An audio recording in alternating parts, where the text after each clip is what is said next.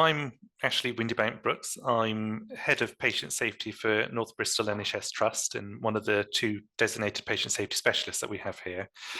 So my role really is sitting at a corporate level, so working with our divisions to implement and deliver patient safety. So I always think of patient safety in two parts. There's the proactive element of patient safety, so how we as an organization have a strategy and how we work to embed the principles and foundations of patient safety, so just culture, psychological safety, all those things working with our other teams.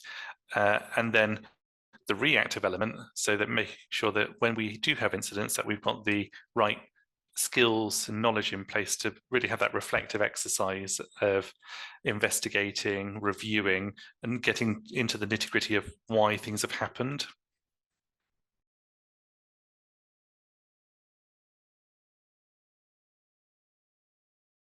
So I've been in the NHS coming up 10 years, and my background before that was local authorities in a variety of different roles. I came in straight from school essentially and worked up the ranks before making that move across, where my background is now more in contract management, commissioning, quality, and service development. And that was primarily across commissioning CCGs as they were at the time, just as they became ICBs. I think that was my first exposure actually to patient safety. Working in a quality team, I was supporting the review of serious incident reports and that sign-off process that we felt a robust investigation was carried out. And it really piqued my interest in problem solving and that support to patients and their families. And a job came up in a local mental health trust, and I decided to take the plunge and move over from a commissioning organization to a provider and be that step closer. I think in making that decision as well, it was also during COVID, and I am not a clinician by background, and I've been deployed to a more front-facing role in discharge planning and in some of the well-being hubs that were designed for those who were shielding things.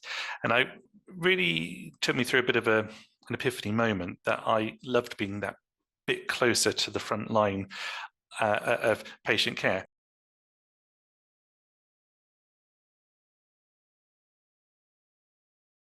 As head of service, I am a little bit removed from the day-to-day engagement of working with families and patients. But I think the bit that I love is that developmental aspect of patient safety. So working with our clinical teams to provide them with the skills and knowledge to go through that process of understanding.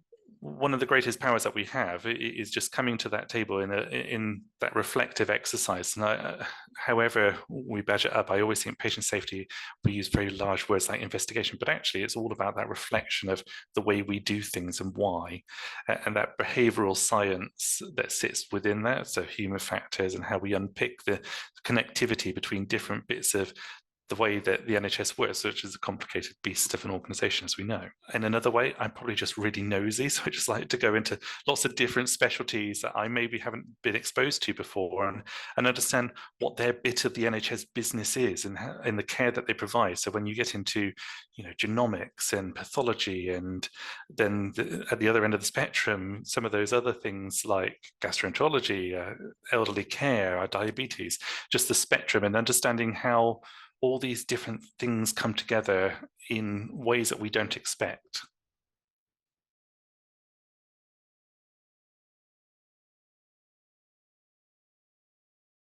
I could go for sort of the obvious ones of staffing and capacity demand, but I'm not sure I would say they're top of my list currently. Yes, they're real challenges for the NHS, but I think we understand what the issues are there from a safety point of view. So for me, I think the challenges in the next few years will really be focused around technology. So we're moving at such a rapid pace in terms of technological advances, AI, and it's really a question of, do we understand what that means for patient safety and how it impacts on the system? So how AI influences that decision making, and when incidents occur, what part that plays in the system and the puzzle that we're building. If we start to remove the people aspect in AI decision making, then we need to have the people who really understand the nuances of developing AI to bring that perspective into system thinking. I think there's some other areas that are real challenges for us. We're in a shifting territory with patient safety. So as we implement PSERF across the NHS and move to a different way of working between organizations and professionalizing patient safety to a degree, how we make sure that we have that balance right of skilling up those of us who are in patient safety roles whilst still empowering those who are doing the day-to-day work within our wards and teams to make sure that they've got the skills that empower them to make changes and really take that proactive patient safety stance, which then hopefully will either prevent safety incidents occurring or will change the nature of them because we understand where we are with our systems.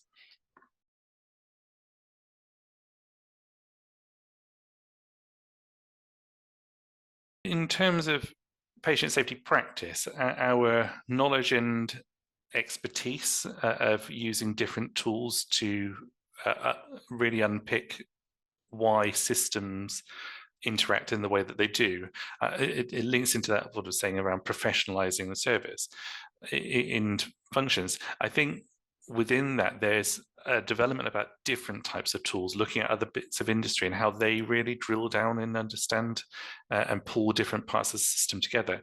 I think there's a cultural shift for us as well in patient safety, in being much more interwoven and understood within the wider organization. I think patient safety can always feel a little bit sort of off to the side for our clinical colleagues and feel done to, and we need to change that narrative to being supportive and all the things that we all want to, but we really got to capitalize on that to make the most of what PSERF gives us the opportunity for.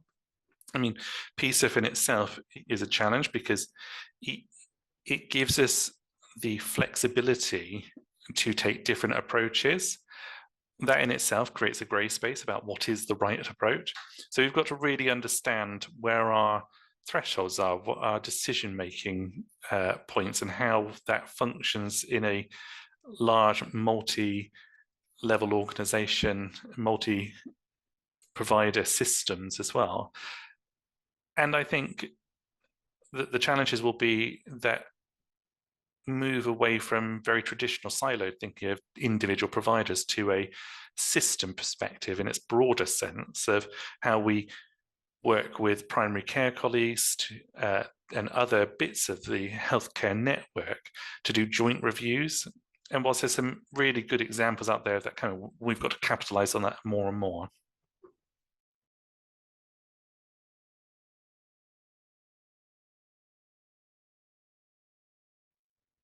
I think for me, it would be PSERF with primary care, because as we start to venture into joint reviews, where PSERF doesn't currently apply to primary care, the expectations are different and the skill set is different. And I think that sometimes can feel like you're missing a really important bit of the puzzle, because I appreciate GPs and colleagues who work in primary care have a massive amount of work at the moment. But if we don't get that feed into the work that we're doing to understand why things happen in our system, you will automatically not have a complete system picture. And that inhibits our understanding and ability to make changes that are really what's needed.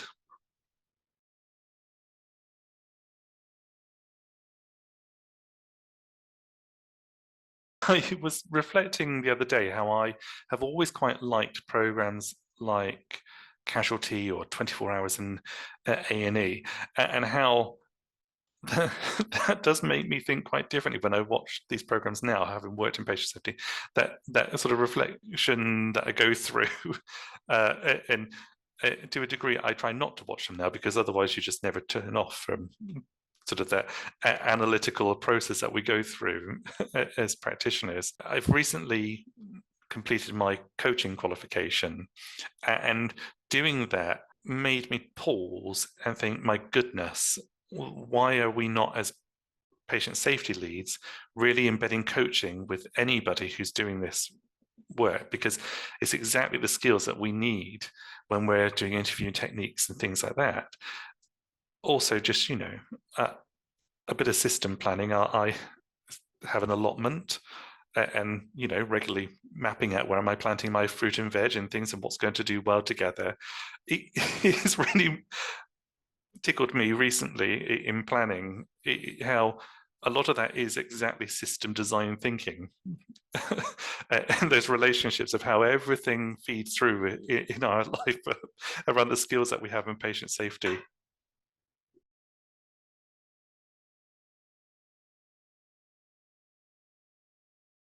Anybody who would know me a little bit knows that I do not do sport in any way.